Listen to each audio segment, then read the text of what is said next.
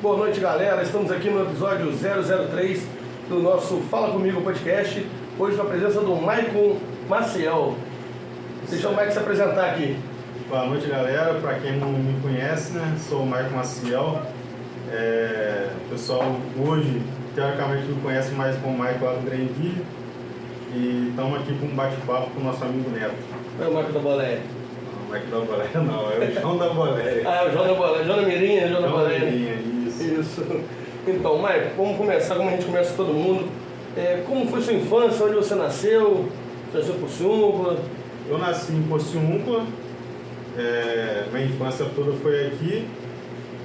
Já morei em Teresópolis, quando meu pai ainda era vivo. Depois também morei em São Pedro da Aldeia por 2 vezes. Mas a maior parte da minha infância foi aqui em Pociúncula. Até qual idade você morou aqui da primeira vez? Até uns 7 anos, 8 anos, aí depois fomos para Teresópolis, aí voltamos para Pociúncula, aí meus 12 anos eu fui para São Pedro da Aldeia, aí retornamos, não deu certo o planejamento que minha mãe e meu padrasto na época fez, né? Aí retornamos para Pociúncula e de lá para cá não saí mais de Pociúncula. E como é que foi a infância? Foi muito comum, jogou muita bola? A infância foi muito futebol, né? Futebol, tipo assim, não tinha assim a rede social igual hoje, né? Então, futebol era prioridade, né? Era escola, futebol, escolinha, casa, escola, futebol, campinho, na invasão tinha, minha infância toda foi na invasão, né?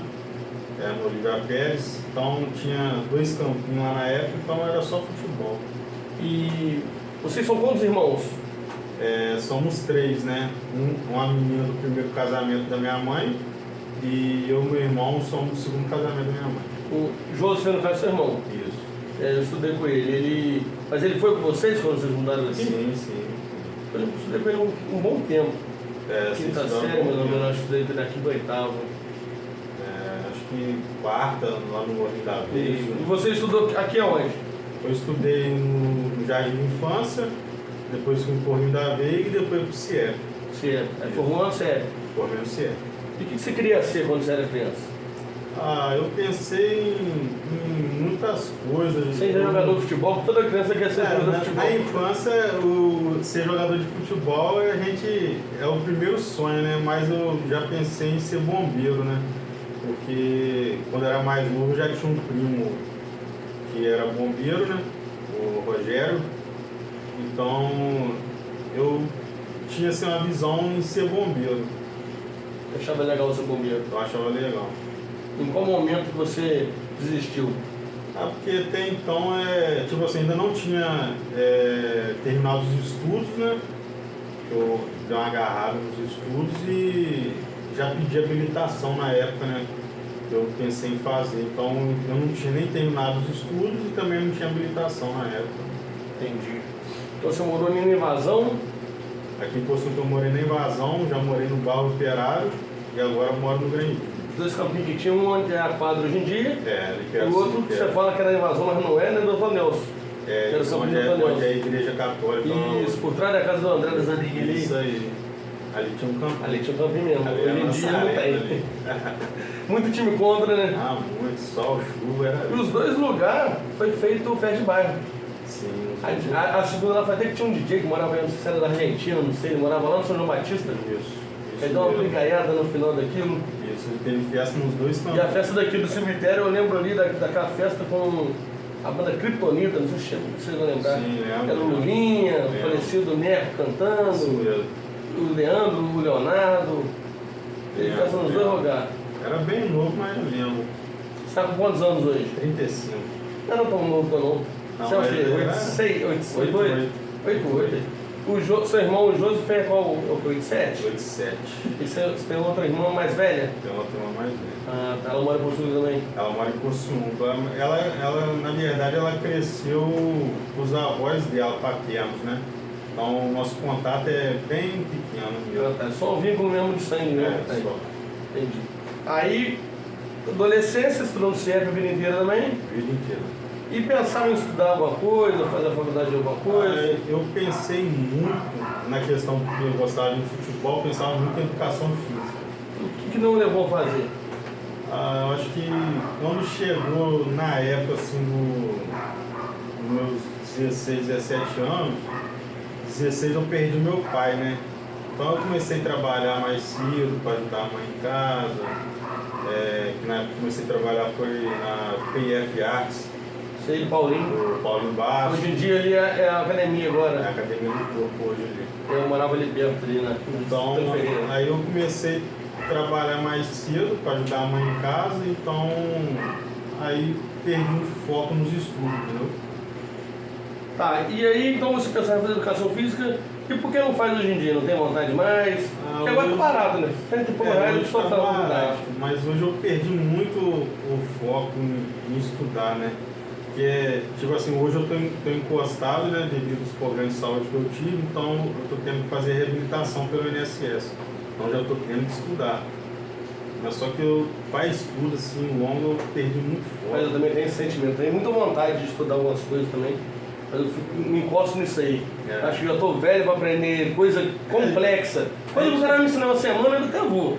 Agora, 3, 4 anos para aprender um negócio, eu acho que... Hoje você vê aí na televisão aí, pessoas com mais idade que a gente, até o dobro, se bobear aí, formando, sendo advogado. Eu acho que isso aí é mais pessoas que já tem estabilidade, tá aposentado.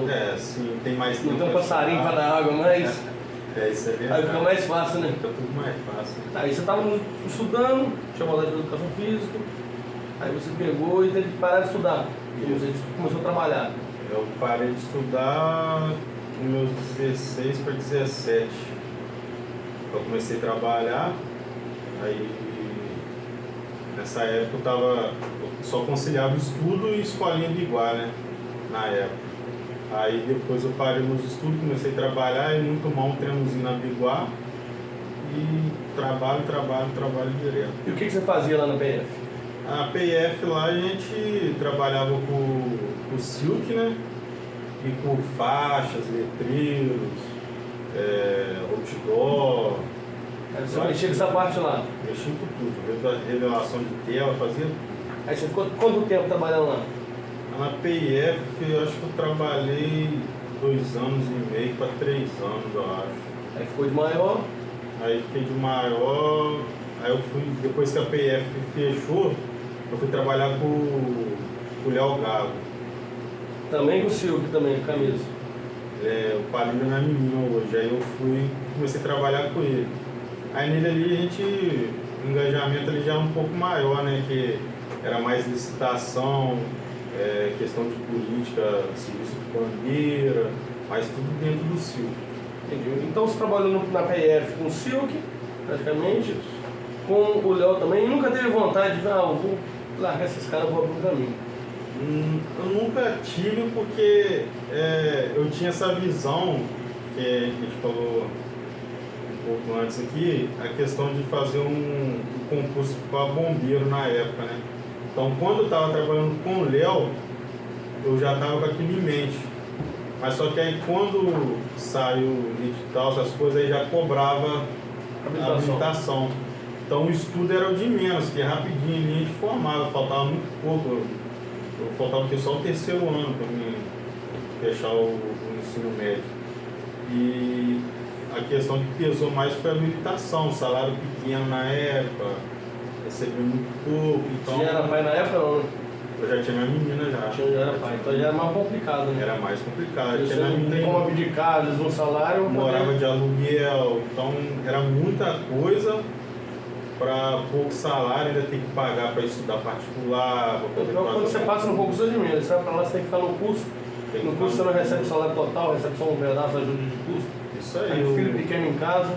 Na época, na PF Arts, tinha um amigo lá, o Thiago, ele fez o concurso da Polícia Militar. Então ali eu vi que era muito gasto. Ele passou? Passou, teve que ficar no Rio, vários meses no Rio, fazendo curso. Então, tipo assim, era lá e cai muito gasto. Gasto aí, gasto pra voltar. Então aí, tipo assim, quando eu pensei em fazer de bombeiro, pesou foi a situação da habilitação. Aí tava lá no Léo trabalhando, aí saiu de lá, ficou quanto tempo lá com o Léo? O Léo eu trabalhei, acho que 4 anos e meio, 5 anos, mais ou menos. quase 8 anos só de Silk. De Silk, quase 8 anos. Aí depois continuou no mesmo... Não, aí depois eu fiquei desempregado, eu saí do Léo, fiquei uns meses desempregado e consegui fazer um curso para embarcar, né, que é o Salvatagem Jútil. Aí em 2014, em fevereiro eu fiz o curso, em março eu consegui a primeira oportunidade de embarque lá em Macaé. Você já tinha algum curso na área? Não, eu tinha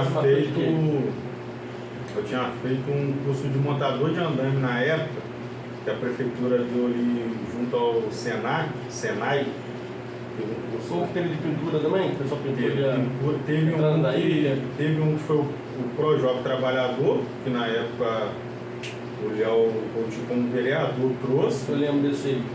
Aí nessa época eu trabalhava ainda com Silk, tanto que eu pintei as camisas daquele projeto. Então a galera que pintou ali a ponte da ilha, pintou o parquinho, tudo no treinamento do Silk. Aí depois tivemos um segundo curso pelo Senai, que foi já no mandato da Miriam. Aí onde eu aproveitei, eu tinha feito... O secretário de trabalho lá era o Vinícius Toledo. Isso. Então naquela época eu tinha feito o curso, a inscrição do curso para pintura. Mas só que tipo assim, a pintura... Na época era um pouco mais complicado, então justamente foi por isso que eu conversei, que ele trocou para mim lá a matrícula. Orientou a trocar. Aí eu troquei para montador, aí terminei o curso ali em novembro de 2013, eu acho. E em janeiro eu fiz o Salvatagem Jútil, fevereiro de 2014. E em março eu fichei na primeira empresa. Conseguiu rápido? Consegui rápido. Mas passei um apertozinho, fui parar em Macaé. Foi o primeiro lá? Rapaz, eu vou falar pra você, acho que o primeiro processo para embarcar foi dolorido, porque primeiro que eu não conhecia Macaé, e na época foi o meu ex-sogro que me levou para Macaé, junto com os outros amigos lá. Aí teve situações lá que a gente, pra gente conseguir embarcar, a gente passa perrengue, não é chegar lá e pronto, não. Dormir no relento, no chão, no tapete. Tudo em porta de empresa, esperando muito tempo. Tudo para ganhar oportunidade. Foi. Então, tipo assim, a primeira vez que eu fui em Macaé, o meu ex-sogro levou eu e uns amigos lá, e lá a gente encontrou o Márcio Peçanha, que é o Márcio dos Passarinhos. E ele deu uma moral a gente lá na época, né? Questão de hospedagem, ele tomava conta de um terreno ali perto do Lago Amar ali, e tinha um barraco lá, tinha um ventilador, televisão. Aí a gente ficou ali uma noite ali. E no dia seguinte a gente seguiu pro centro, né? Onde a gente pegava os ônibus lá para ir pro Parque dos Tubos, e a gente fazendo os corre. E a última empresa que eu fui tinha sido a UTC, aí ali deu tudo errado. E logo eu já pensei, falei, não volto no Macaé mais não. Então, a primeira vez que no Macaé não deu certo? Não deu certo. Nada. Não, é tipo assim, na hora que eu pensei em desistir, aí eu lembrei do amigo que morou aqui muito tempo, o Binho, é um amigo de infância meu lá, ele trabalhava na Locan na época. Aí eu dei uma ligadinha pra ele, aí ele falou que lá estava fichando apenas para 3 meses. Então, para quem está desempregado, pegar essa experiência, né? Era um jeitinho de pegar experiência. Então, consegui fichar na Locan na época, fiquei lá 8 meses. Aí, dali, eu consegui uns contatos na antiga Odebrecht. Aí, o Juscelio do Alinha Mais ele me deu uma moral, o Bessa lá de Campos me deu uma moral lá.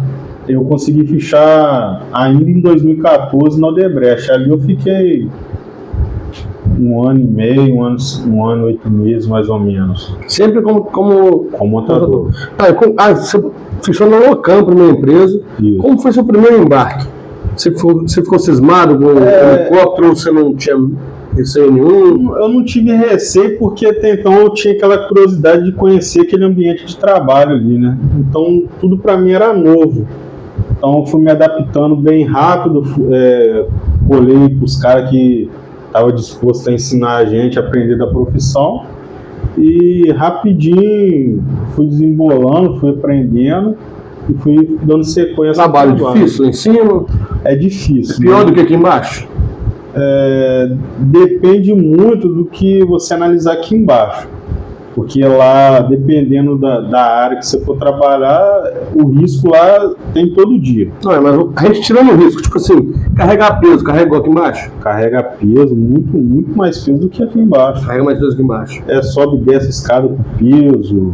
Você começa o dia carregando peso e termina o dia carregando peso. Mas tem as refeições tudinho? Tem. Lá, comida boa? Lá, na questão de alimentação, isso depende muito do contrato, né, da unidade. Então, tipo assim, eu trabalhei na unidade que o contrato da sobremesa era gelatina. Um dia era gelatina rosa, no outro era verde. Eu tenho visto agora, eu acredito que ele é seu amigo também, do Alberto. O Adalberto Anacleto, meu compadre. Então, o Adalberto, eu vejo o Adalberto o contrato que ele tá lá é muito bom, ele só faz banquete lá onde ele tá trabalhando. Ali é gringo, né? Só banquete, falando, caraca, o Adalberto tá tirando onda, só banquetão mesmo. Ali é gringo, aí a alimentação ali é... Ali o cara vai trabalhar até de graça, fala assim, eu quero ir lá só pra comer. Porque, ó, não, ali se o cara não segurar, ele... A nutricionista puxa, pega no pé. Não, tem um lugar que você tem a nutricionista, né? Tem outras unidades que você não tem. Também eles falam também que se você subir muito peso, para de embarcar, porque ele não... Hoje, por exemplo, na época que eu trabalhei na Odebrecht, então a empresa, ela vigiava muito essa questão de peso. Então, se o funcionário passasse do índice de massa corporal, ela deixava o funcionário em casa e com a obrigação dele perder peso e entrar dentro do padrão da empresa. Então, a partir disso aí, se você não se enquadrar ali, que é por dois motivos, você poder trabalhar bem e cuidar da sua saúde. Eu acho que o principal motivo é financeiro deles, a questão acho que mais de levar no helicóptero, né? Se tiver mais magro, dá para levar mais, se tiver mais recorridinho, dá para levar menos. O que acontece? O helicóptero, eu acredito que, independente de levar mais ou menos, é questão de peso. Igual eu já tive em voos que tiraram um cara acima do peso para dar estabilidade na aeronave. Já aconteceu isso aí num voo aí umas 2 vezes. Entendeu? Mas só que a questão física lá na plataforma conta muito. E esse tempo todo que você embarcou, havendo algum problema na aeronave, alguma coisa assim? O meu primeiro embarque que eu fiz na P-32, na aeronave chegar, tava balançando, mas só que, tipo assim, eu nunca tinha embarcado em navio. Aí, nele tentar pousar, deu uma pancada na roda da aeronave e ela saiu de lado.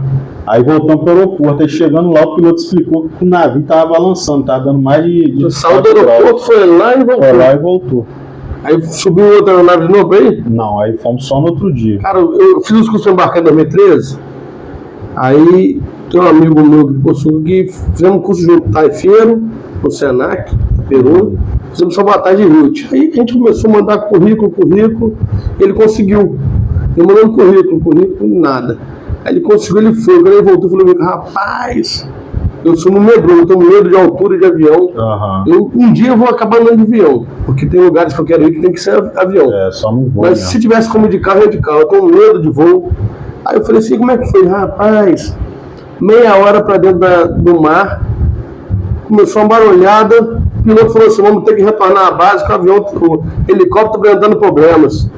E voltamos. Aí, que foi meia hora, na volta demorou quase 1 hora, que a aeronave estava com problema. Falei assim: como é que foi? Ele chegou lá, trocou a minha aeronave. Falei: você subiu na outra? Ele subiu, eu falei: não, é a primeira embarque, eu nunca quis subir na outra. Eles iam ter que me aposentar como um maluco, porque eu não subi de jeito nenhum. Essa questão aí, acontece em muitos eventos aí que a mídia não publica. Você dá azar no seu primeiro embarque? Foi igual eu, tenho um medo danado de avião, de helicóptero. Eu vou embarcar no meu primeiro problema e nunca mais volto. Eu só tive esse problema na P-32. Fora isso, o resto foi, graças a Deus, foi tudo normal. E como é que é os helicópteros? O pessoal fala muito que tem muito helicóptero sucateado. Tem uns que, se você pegar um voo lá com tempo chuvoso, aí você descobre que a aeronave não é 100%, né? E plataforma? Já embarcou em plataforma ruim? Que você olha e fala assim: você vai fundar, não tem sinceramente, se você pegar as unidades da Petrobras, é muito sucata. Tem uma galera de Pocinho que na época embarcou lá em Rio Grande do Sul, acho. Sim. Fala que lá é só lixão mesmo. Nessa época do Rio Grande do Sul, a própria Locan fechou muita gente, principalmente de Pocinho. A galera daqui, o pessoal falou, rapaz, lá parece que é troço de 500 anos atrás da plataforma. Eu embarquei na P31, que lá você, para tomar um banho, você tinha que ficar na fila, porque o banheiro lá era coletivo, era poucos camarotes que tinha banheiro. Então aí você já saía da área cansado e tinha que ficar esperando eu tomar banho. Fila para tomar banho, tomar um horário. Se o cara tivesse com pressa para voltar a trabalhar, não tinha como tomar banho. Não tinha como. Ele tem que perder um bocado de serviço. Tinha que perder tempo. Aí você teve que, em questão de saúde, você teve que parar de embarcar. Já em 2018, igual a gente falou que questão física, né? Eu optei em fazer uma dieta, né? Porque na época sobe e desce escada, o joelho já não estava aguentando. Aí eu optei em fazer uma dieta. Aí eu comecei a fazer uma dieta e já tinha perdido 15 quilos na época. Aí chegou em novembro de 2018. Eu tive uma síndrome de Guillain-Barré. Aí, eu ouvi esse nome bonito em algum lugar. Tipo assim, quando eu pesquisei, que o médico me explicou, no Brasil, acho que seria cada 100 mil uma pessoa. Nos Estados Unidos, acho que é uma a cada 10 mil. Então, aí na época eu tive essa síndrome, né? Que me tirou do trabalho, já vai fazer 5 anos agora em janeiro. E o que é essa síndrome? Ela ataca o sistema neurológico, né? E ela começa a causar paralisação do corpo, né? Ela começa paralisando as pernas, coluna, os braços, paralisa o rosto, e depois, por último, paralisa os órgãos. Se a pessoa não for feito um diagnóstico rápido, chega na paralisação dos órgãos. Mas tem tratamento? Tem tratamento, mas só que ela é uma bactéria que ela não tem cura. Entendi. O resto da vida você vai ter que tratar ela. O resto da vida eu tenho que fazer um acompanhamento, mas só que, tipo assim, isso depende muito do grau que chega no seu organismo. Você conseguiu diagnosticar rápido? Na época eu tinha acabado de voltar de férias, eu fiquei 45 dias de férias, e quando eu voltei, eu embarquei, questão de 3 horinhas que eu estava na plataforma, começou a me dar paralisação no rosto, nos músculos do pescoço. Aí me levaram para a enfermaria. Aí na enfermaria lá, solicitaram um médico lá, que lá só tem enfermeiro. Os médicos te avaliam em videochamada. Então, o médico fez uma avaliação, aí chegou na conclusão, chamou um segundo médico. Aí o médico pediu para fazer uns movimentos lá. Aí esse outro médico já chegou na outra conclusão. Aí chamou a enfermeira no telefone e ela me botou na cama lá e botou os medicamentos na veia e largou, eu ri, cara, largou a televisão ligada e falando com o médico no telefone. Mas só que a televisão ligada eu estava escutando tudo. Aí eu só escutei o médico falando que o aeromédico já tinha saído de lá para me buscar. Que aí ali eu já pensei, vou morrer nisso aqui. Você não sabia o que era? Eu pensei logo, vou morrer nisso aqui, impossível. Já arranca o couro do camarada ali, tem que morrer ali. A minha mãe tava voltando de férias, né? Tava voltando de férias. Pra tirar férias ainda. Tava voltando de férias. Aí me desembarcaram no aeromédico, aí eu fui para Macaé. Aí Macaé eu pensei logo, como é que eu vou arrumar? Não tem parente em Macaé. E só fui saber que eu estava em Macaé quando chegou no aeroporto, que me transferiram para a ambulância da Unimed. Aí você estava sedado, te deram alguma sedação? Não, ele só tinha me aplicado uns medicamentos lá, soro, calmante, alguma coisa assim. Aí eu já pensando um monte de coisa, falei, pô, parar lá em Macaé, não tem parente, ninguém para me acompanhar lá. Aí eu fiquei tão assim, aéreo, que eu nem lembrei desse amigo meu, né? E um amigo que você tinha pedido ajuda no início da carreira, isso aí. Então, na época, aí tinha um conterrâneo lá na plataforma que entrou em contato com a família dele e tinha 2 amigas que trabalhavam para ele na casa dele, lá tomando conta do pai dele. Aí eles foram lá na época, deram recado lá em casa, então aí o pessoal lá de casa foi para Macaé. Mas quando eu cheguei no hospital, esse amigo já estava lá me esperando. Você avisou ele, avisaram ele? Avisaram ele. Eu sei que quando eu cheguei lá, eu estava todo amarrado na maca lá, só via abrindo o boné assim, na hora que eu vi era ele. Então aí eu já fiquei mais tranquilo, né? É alguém conhecido, né? Tinha alguém conhecido. Aí ele ficou até no outro dia, 5 horas da manhã lá comigo, que 6 horas ele tinha que viajar para Cabo Frio para levar um pessoal para embarcar. Então ele me acompanhou até 4, 5 horas da manhã. Aí eu fiquei tranquilo, né? Aí depois tive assistência da empresa, aí os parentes chegou lá para poder acompanhar também, e eu fiquei acho que 8 dias na UTI lá, depois fiquei mais uns 12 dias de observação, aí fui liberado na véspera de Ano Novo.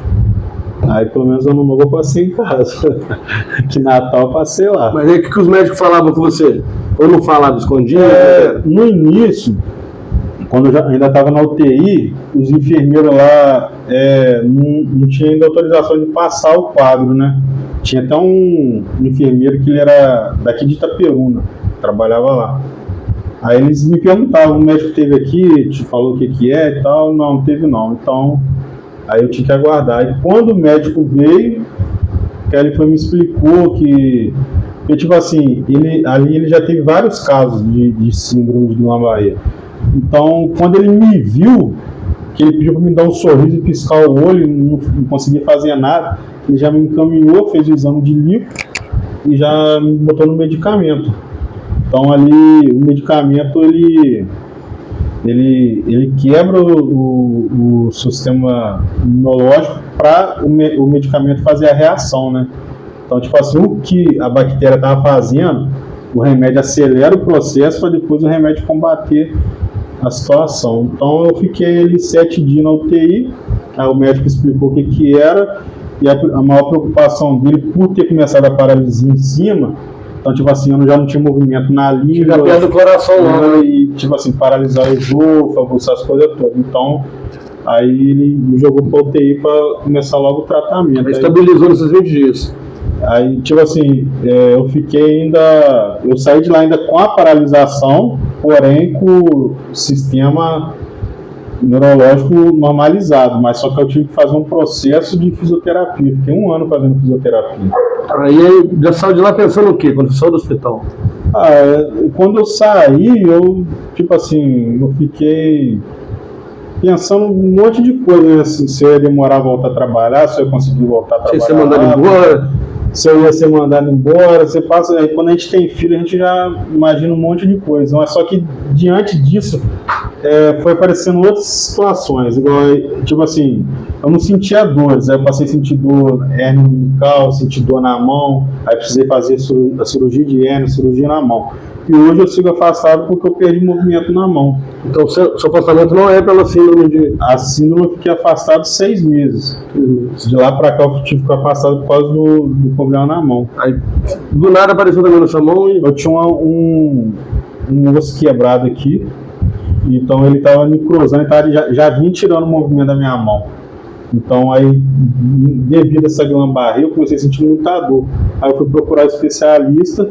Então esse osso já tinha estragado, então eu tive que fazer assim. Aí você não tem mais o movimento completo da mão. Não tem.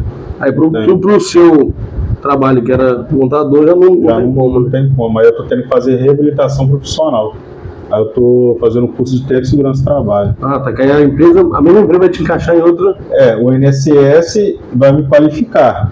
Aí depois a empresa tem que me relocar para essa área, né? Entendi. Aí fica mais tranquilo. A gente vamos começar então falando sobre futebol, né? Porque sua vida sempre esteve ligada ao futebol também. Né? Você torce para que time? Flamengo, né? Flamengo. Da onde você tirou o Flamengo? Ou da onde seu irmão tirou o Fluminense?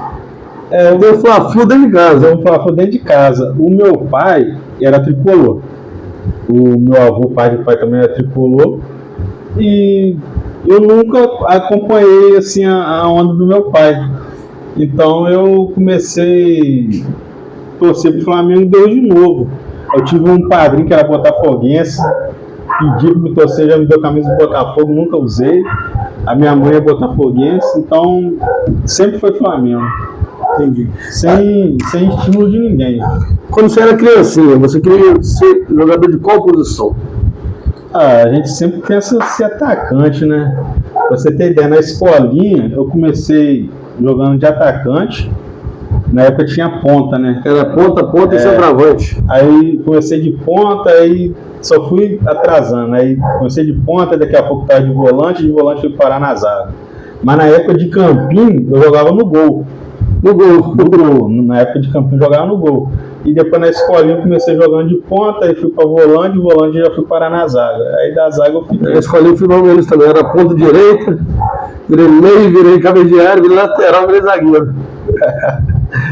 Que ali todo mundo quer ser atacante. Ali o Marquinhos acha o espaço. Acho, o Marquinhos também gostar de mim, eu pegava um zagueiro para ser um atacante. Sim mesmo. E fazer um negócio desse. Então, aí ali o futebol foi muito na escolinha, né? Campinho e escolinha. E como é que era na escolinha? Então, na época de escolinha, eu já cheguei na escolinha no meu último ano de juvenil. Não, infantil. Juvenil é a última categoria. Então eu peguei 3 anos de escolinha, mais ou menos. Quem que era o companheiro de zaga na época lá?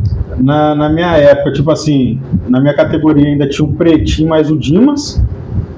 Na época era o último ano. Então tinha a minha categoria, então. Era isso aí. Porque a minha categoria 87 era eu, Dimas, Pretinho, Giraia, Gustavo Muniz Giraia, Cláudio Miro. Acho que era Cláudio Miro. Cláudio Miro, não sei. Acho que é isso mesmo, Cláudio Miro, acho. Tinha, eu acho que um dos irmãos do Amarildo lá. Acho que vocês eram Mauro, acho que mais ou menos de cidade também. Isso. Então, quando eu cheguei no primeiro ano de juvenil, esses caras já estavam no último.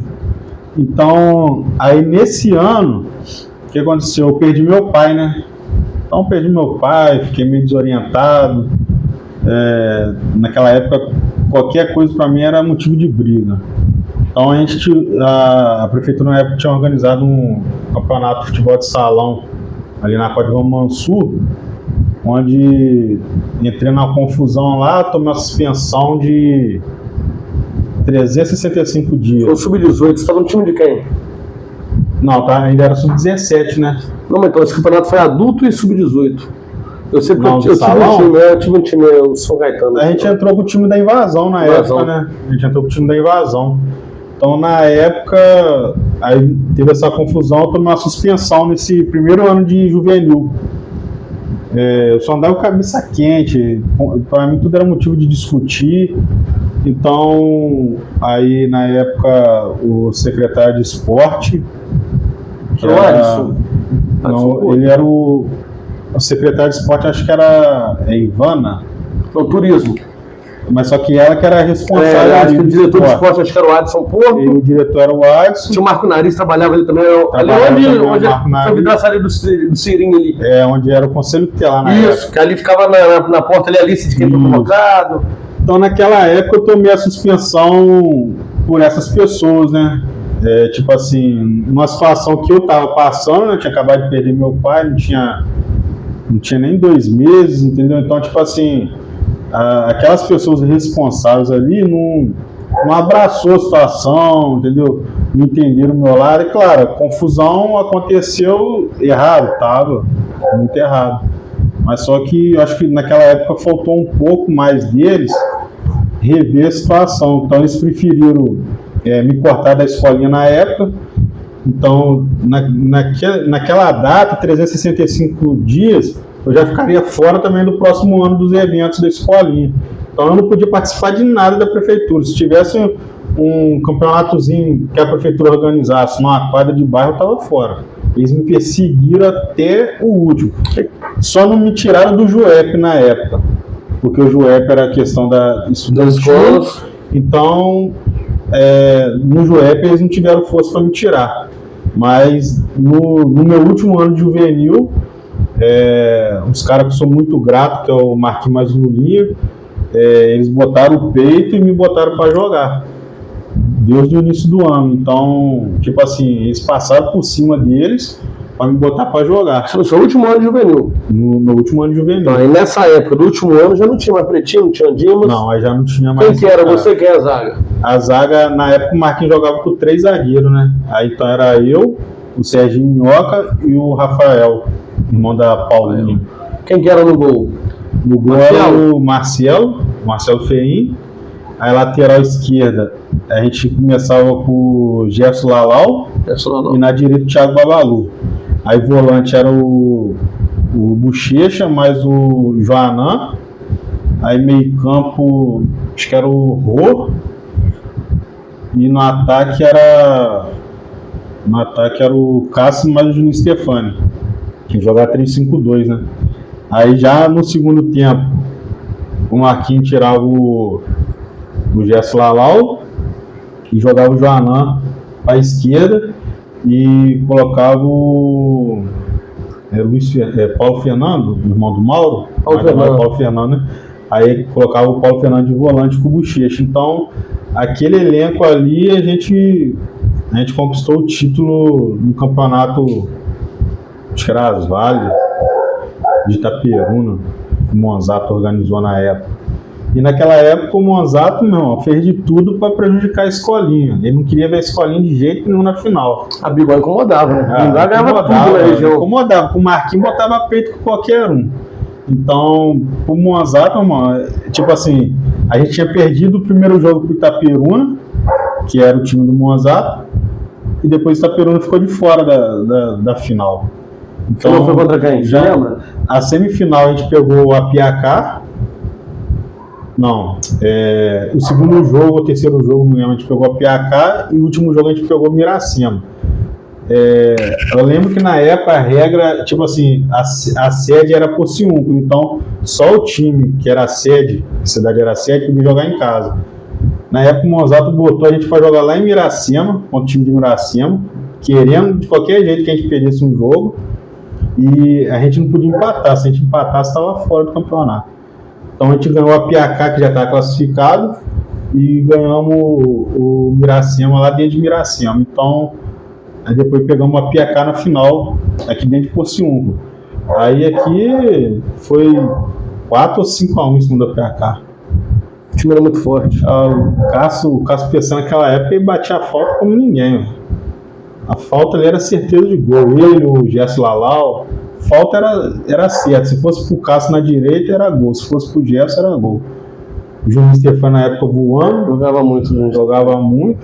Então a gente tinha a garotada na época muito boa mesmo. Aí depois disso aí você começou a trabalhar, você ainda continuou jogando futebol?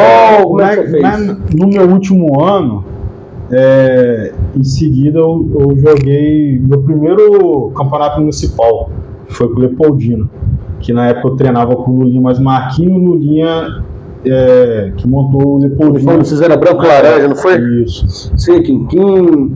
Era eu, Quinquim, Faguinho, o Cássio, Juninho, o Juninho Stefani, alguns ali da escolinha ali, tudo jogou ali na época ali que o Lulinha chamou, né?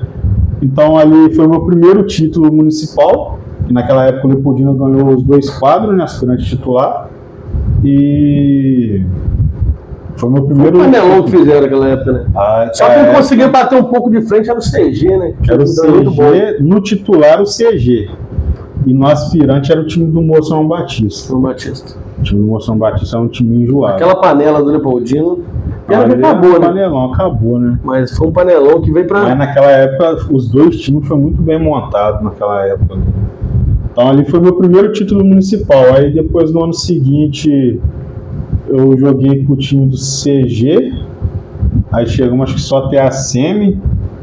Aí depois jogamos o time do Bado, aí perdemos 2 campeonatos, o time do Bado, e depois jogamos pro Fênix do Marquinhos.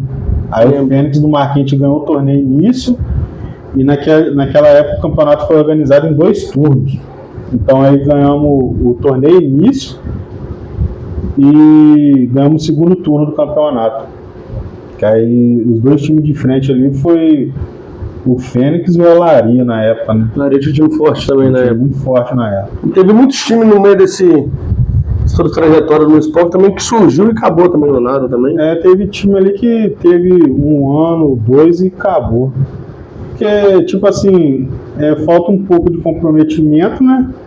E apoio, né, velho? Todo mundo quer jogar o campeonato, mas ninguém quer manter o ano inteiro, né? Ninguém quer manter. Igual, tipo assim, depois desse ano do Fênix, eu acho que eu não joguei mais campeonato municipal. E depois disso também o campo parou, não estava tendo mais nada. Aquela reforma eterna do campo. Aquela reforma eterna lá. Então aí o futebol parou e em seguida também eu fui adoecer e parei. Depois eu tentei voltar a jogar um futebol, foi quando a gente começou o projetozinho da Macaca. Mas hoje você consegue jogar futebol? Hoje eu não consigo não, joelho, fora de forma pra caramba. Passa uma raivazinha, mas pra jogar 2 tempos não dá não.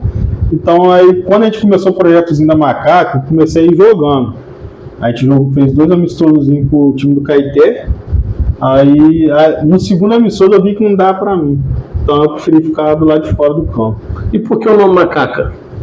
Tem gente que não sabe, acha até que é alguma coisa pejorativa, alguma coisa assim. Não, o nome Macaca, quem deu esse nome foi o João da Boleia. Porque ele mora lá na Macaca. Mora lá no Morro da Macaca. Então, na época, o nome do time começou como Morro da Macaca. Mas só que aí depois aí a gente foi criando as coisas, criando a página no Instagram. E tipo assim, eu achei o nome muito grande, Morro da Macaca Futebol Clube. Aí conversei com o João, falei, vamos botar só Macaco Futebol Clube. Então o time, o projeto é seu e do João? O João que começou o projeto. Aí na época ele chamou para jogar. Aí eu vi que para jogar não dava. Aí os caras insistiram de eu pelo menos continuar ali como treinador. Aí eu fiquei como treinador. Foi o seu treinador. O presidente é o João? O presidente é o João. Eu errei, eu botei lá que você é o presidente. Não, ele que é o presidente. Que na verdade o João que criou a Macaca, né? Então aí eu comecei jogando, aí depois eu optei em ficar com. Qual ano foi isso? A gente começou ano passado.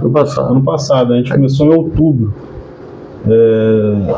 No nosso novo escudo tem até a data lá que é 17 de outubro de 2022. Aí começou ano passado, esse ano já pegou o título do Rural. A gente começou ano passado. Aí o ano passado a gente disputou um torneio em Tombos, ganhamos 2 quadros, fomos campeões lá. Recebemos um convite do americano lá de Eugenópolis para participar do torneio lá. Ganhamos o torneio lá também. E depois a gente ganhou o torneio início aqui e a final do aspirante. Aquela final, se aquele Ramon acerta aquele gol. Estava de casa assistindo. Aquela final ali. Isso destruiu na final também. Isso foi decisivo na final ali, né? Agora, aquele lance que o Ramon perdeu aquele gol ali. Acho que tentou caprichar demais. Ele só mete o pé para dentro do gol. Mas o goleiro do time do Unidos também, naquele dia ele fechou o gol. Ele fechou o gol porque a gente já tinha jogado na fase de grupo com eles, ganhamos de 3-1. No torneio início, acho que a gente ganhou eles também de 3-1 ou 3-0. Então a gente já tinha 2 vitórias em cima do Unidos. Então a gente chegou realmente como favorito. Chegamos invicto, demos acho que umas 2 goleadas no campeonato. E foi um jogo difícil com o Unidos. Quem que era o responsável do Unidos? O Unidos antigamente era o José Laerte. O Unidos é o... esqueço o nome dele, trabalha ali no CG. Eu não vou lembrar o nome dele. Porque o Unidos antigamente era do Jazz, não sei se ainda é. Ele acho que era do Jazz na época. Era do Jazz Laerte. Eu sei que já disputei campeonato contra ele. Aí agora é de um rapaz que trabalha no CG ali. Um branquinho altinho? Eu esqueci. Trabalha sacolando as compras ali. Eu acho que ele é responsável pelos caixas ali. Isso, de vez em quando eu acho que ele está sacolando as compras. Acho que eu sei quem é. Eu esqueço o nome dele, eu não vou lembrar. Não vou lembrar o nome dele. Mas eles foram campeão, torneio nisso. Esse aqui é o troféu do campeonato. Do campeonato, aspirantes. Aí vocês ganharam o torneio início.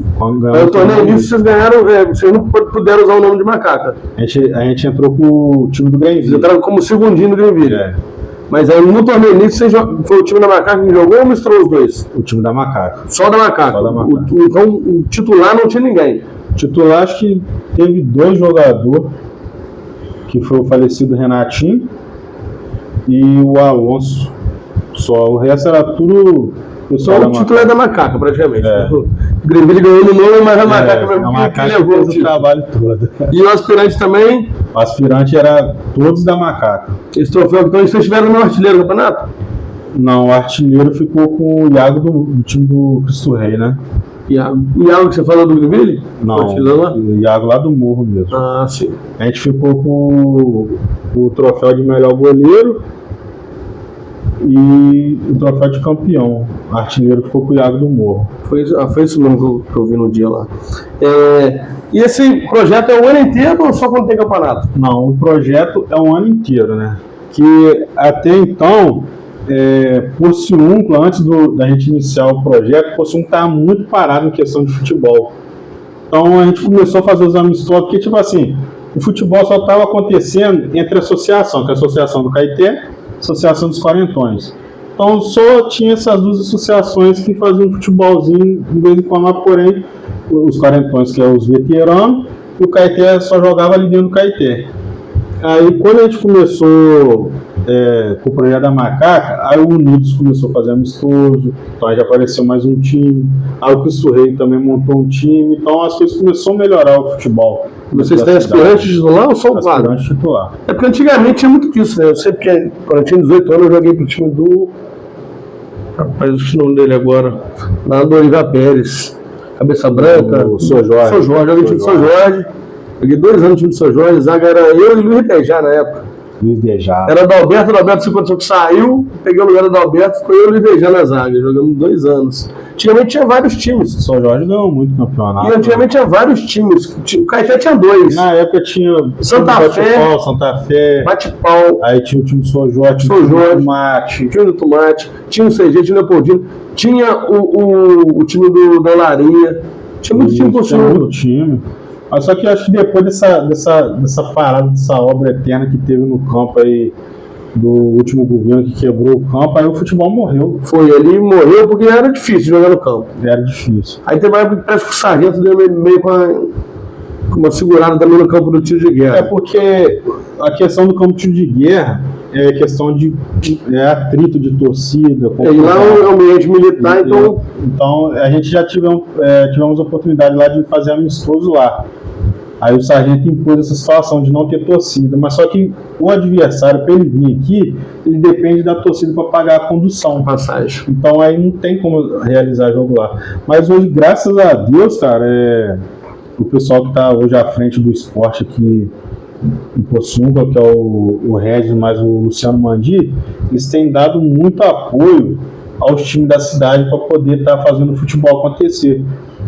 O Morro realiza amistoso no Municipal, Unidos, a Macaca, então sempre está tendo um futebol, porque o Luciano mais o Regis, eles vêm dando esse apoio pra gente. Tem que ter mesmo, porque ficou muito tempo sem futebol, sem nada. Ficou muito tem tempo. Muito jovem perdido em coisas erradas, porque não tem o que fazer. Eu não digo nem jogar não, muita gente gosta de ir lá ver. Isso, gosta de ir lá ver. Assistir. Eu lembro que antigamente tinha associação, eu participava da associação de Santo Antônio, que era do Diego, mas do Edinho, irmão do Edmaldo. Sim. De veterano. Só de veterano tinha 3 associações. Veterano tinha muito. Aí quando fechou o campo, acabou tudo. Porque o futebol girava em torno ali do Municipal. Todo mundo queria. Porque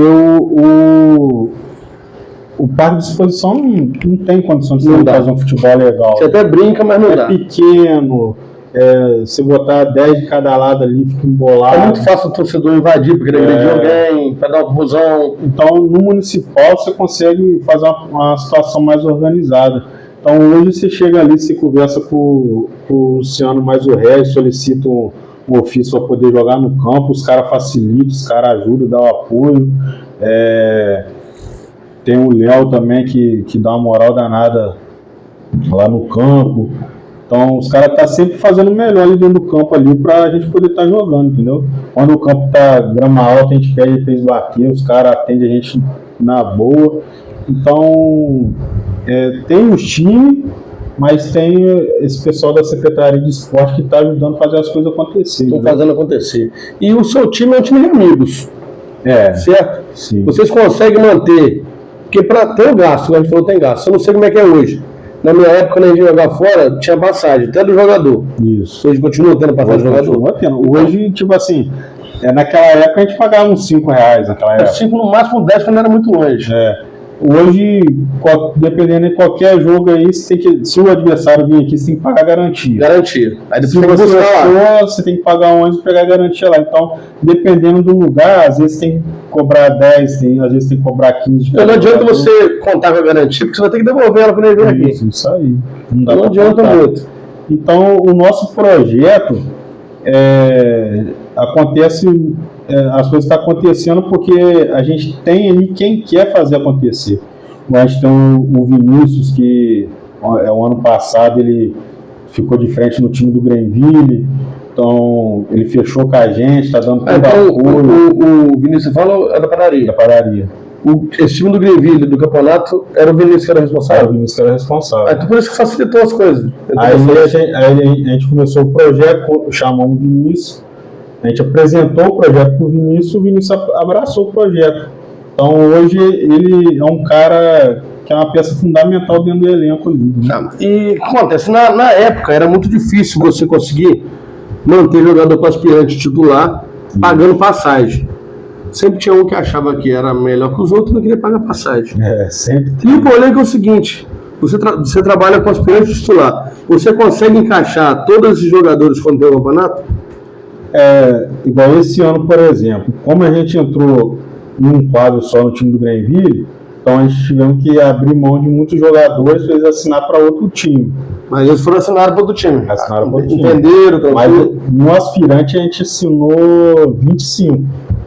Mas ficou alguém de fora, chateado? Alguém que depois do campeonato falou, não vou voltar, não, que os caras me cortaram. Teve muito jogador que me procurou no privado, perguntou se podia assinar para outro, porque, tipo assim, o aspirante do Greenville ficou com a macaca.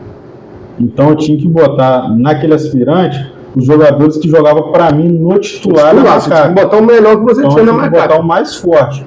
Então a gente ficou com o nosso titular da macaca no aspirante do Greenville e o pessoal do aspirante da macaca ficou livre para assinar para os outros times. Então já esse ano, se o campeonato acontecer dois quadros vai ser da macaca. Vou fazer a macaca inteira. Porque eu já participei de elenco durante o ano inteiro e chegar em campeonato eles fazerem o seguinte, pegar o titular, jogar para aspirante e fazer um titular cheio de scratch, pegar os aspirantes do ano inteiro que paga passagem. Isso. E acabar, porque depois os caras não voltam. Os caras falam assim, pô, paga passagem o ano inteiro. Chega na hora de disputar o campeonato, os caras dão um pé na bunda. Porque antigamente o titular era completamente mais scratch, né?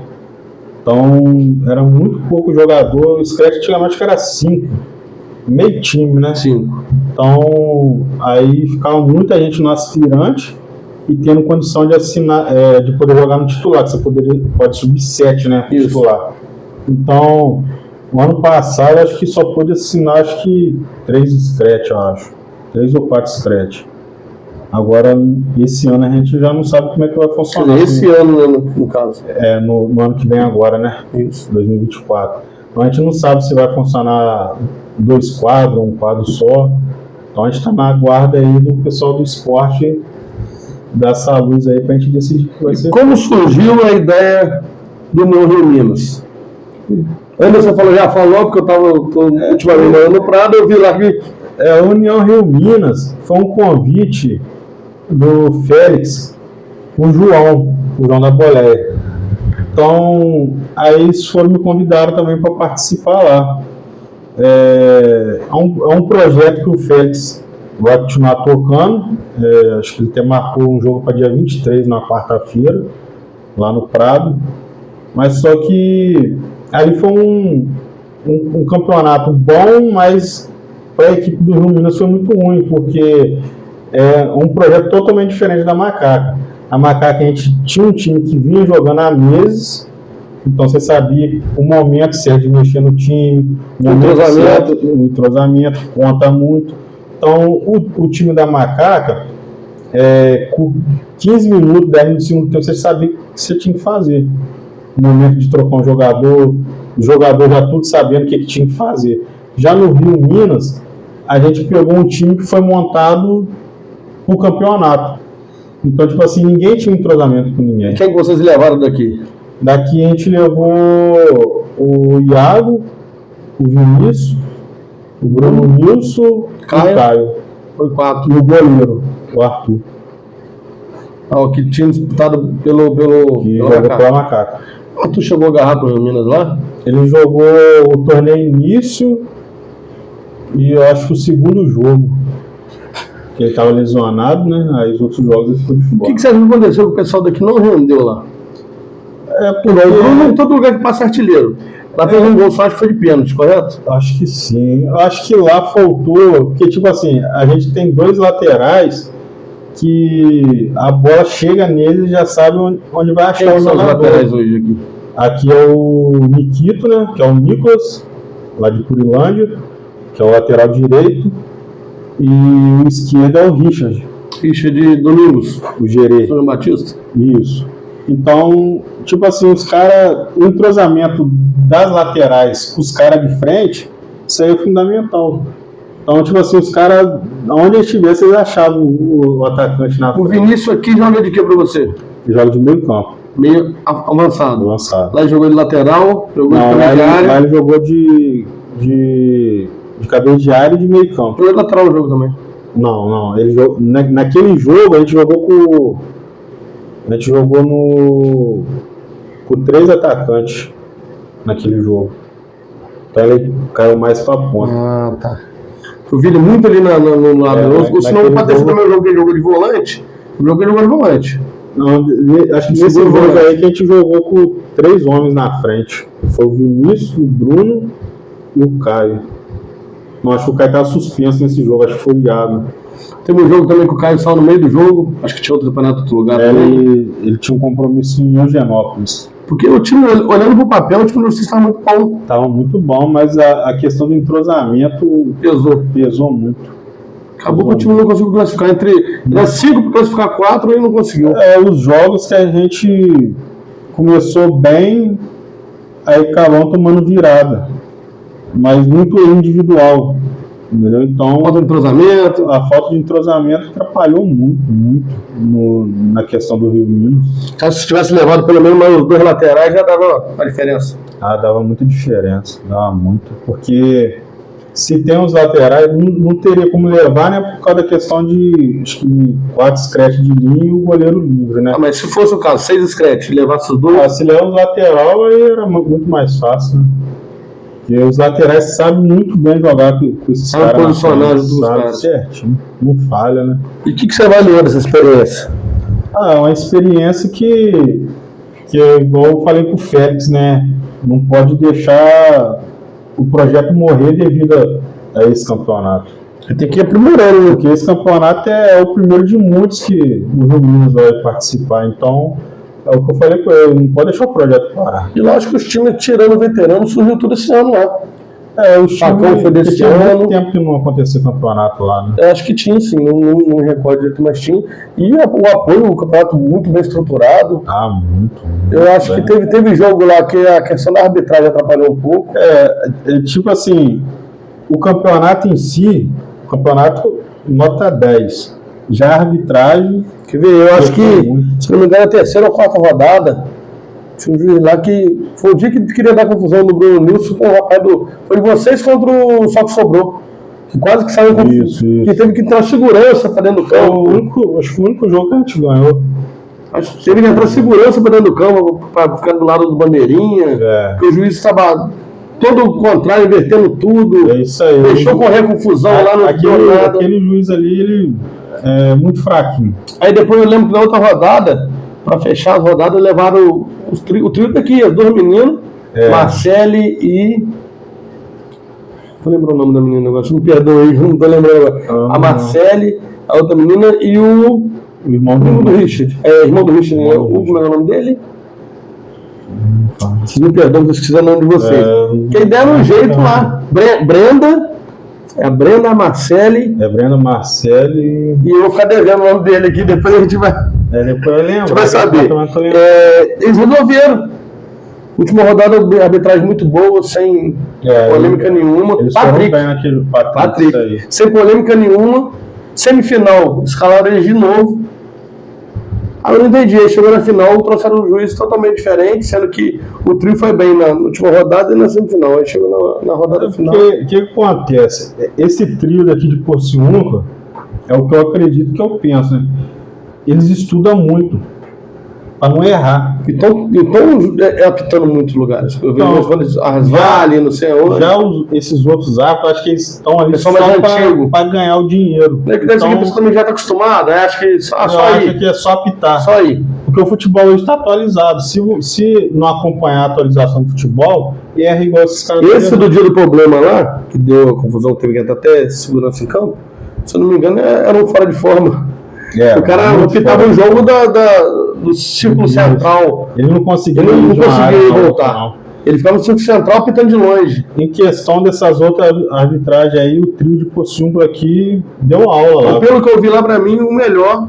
Foi o melhor. Da final eu nem conto muito porque tá muito tumultuado lá na arquibancada. Eu vi da arquibancada o último. Muita gente na frente, então eu nem consegui ver o jogo direito.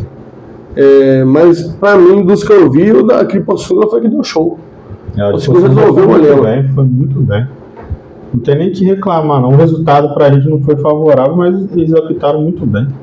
E qual o plano para o próximo ano agora? Esse ano ainda tem algum torneio, alguma coisa? Esse ano ainda, a gente tem agora um amistoso no sábado, que vai ser um quadro só.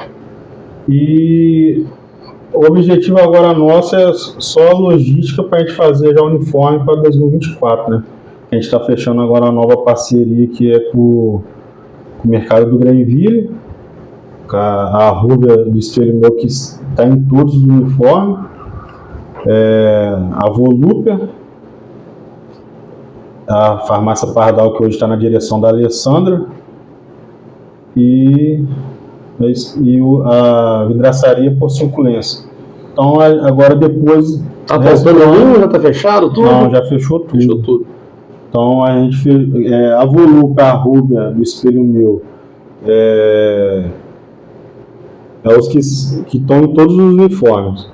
A Vidraçaria Porciunculense, o Mercado do Greenville e a Drogaria Pardal são as novidades no nosso uniforme do 2024. Então mesmo é para o ano que vem. Esse uniforme já vai ser para o torneio início, para o Campeonato Rural, caso houver. A gente já vai estrear ele nos primeiros amistosos, né? Mas vai ser só o ano que vem. Esse ano não usa ele. Esse ano continua ano que vem porque a gente...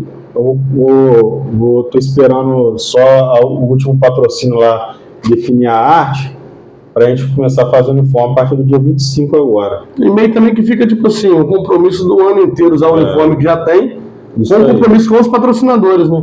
Isso. Ele também não fala assim, pô, não usou nem o ano inteiro. Em menos de um ano, a gente fez 2 uniformes. A gente teve o apoio também da empresa de natividade, que é a Versiclo, material de construção.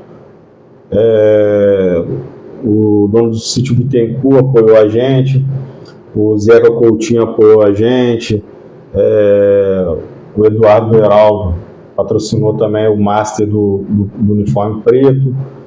Então a gente tem esse compromisso de estar apresentando a marca deles o ano inteiro. Então agora já a partir de janeiro a gente tem uma nova marca para ser apresentada no uniforme da Macaca.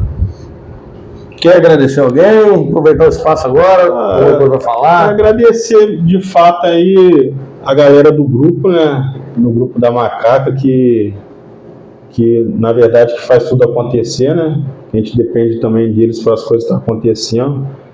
O Zeca Coutinho, que apoiou demais o nosso projeto, mesmo que ali oculto ali, ele sempre apoiando o nosso projeto. É um cara fundamental. E o João da Boleia, né, que vem se esforçando também para as coisas acontecer, o Vinícius da Padaria também, que sempre está ali cobrando o pessoal ali para estar chegando junto, entendeu? Porque o futebol não acontece só com a gente da diretoria, né? Acontece com o elenco todo, né? É isso aí. Então é isso aí, gente. Estamos chegando no final da nossa conversa muito produtiva. Nosso amigo Maicon trouxe aqui o troféu aí. Vai em busca ano que vem ele quer buscar 2. Ano que vem vamos buscar 2. Ano que vem vai jogar para aspirante titular. Isso aí. Quer buscar 2. Se alguém quiser, não, quero ver se eu consigo jogar no time da Macaca. Eu sou bom de bola, quero fazer um teste, ou o time é só fechado no grupo que vocês têm? Não, o time, a gente tem a nossa página no Instagram, onde a gente está sempre publicando os amistosos. Vai acontecer um amistoso, a gente começa a publicar na rede social do time, no Instagram, e igual o último jogo que a gente foi por Ilândia, apareceu 2 ou 3 lá pedindo para participar. Aí a gente convidou e foi pro jogo com a gente. Aí ali o cara vai ter que mostrar o potencial. E algum dos 3 agradou? Agradou, jogou direitinho. Um meteu o gol, o outro jogou muito bem na defesa. Então, aí já é com ele. Mas vai peneirando, né? A oportunidade vai ser dada ali pro cara jogar. Agora, o cara tem que continuar o ano inteiro, né? Tem que não adianta querer só o campeonato também. Não adianta chegar por último e querer viajar na janela.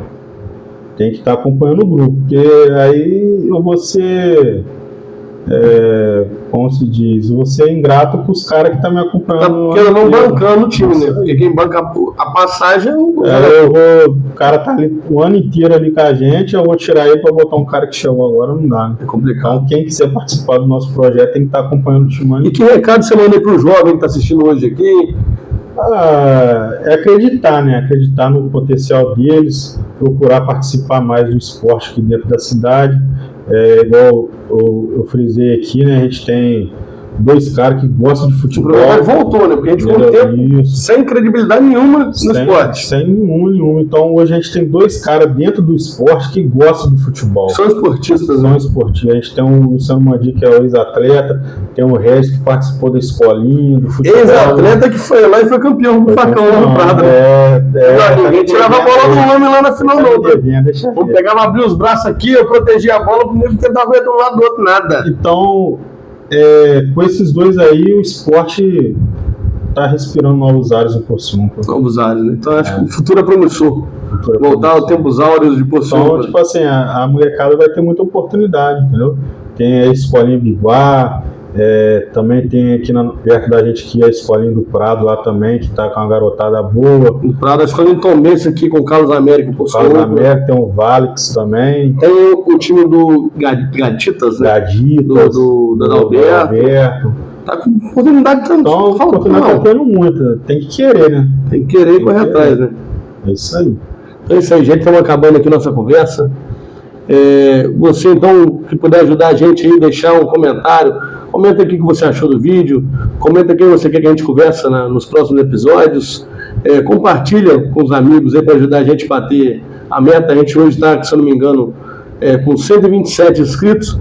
A gente precisa de 1000. Esse episódio é mais um episódio sendo gravado. A gente precisa de 1000 inscritos para poder começar a fazer ao vivo e vocês poderem interagir com a gente ao vivo, né? As perguntas ao vivo. Então, quem puder, curte, compartilhe com os amigos, se inscreva no canal para ajudar a gente aí. E é isso aí, a gente vai ficando por aqui. Semana que vem tem mais. Valeu, galera!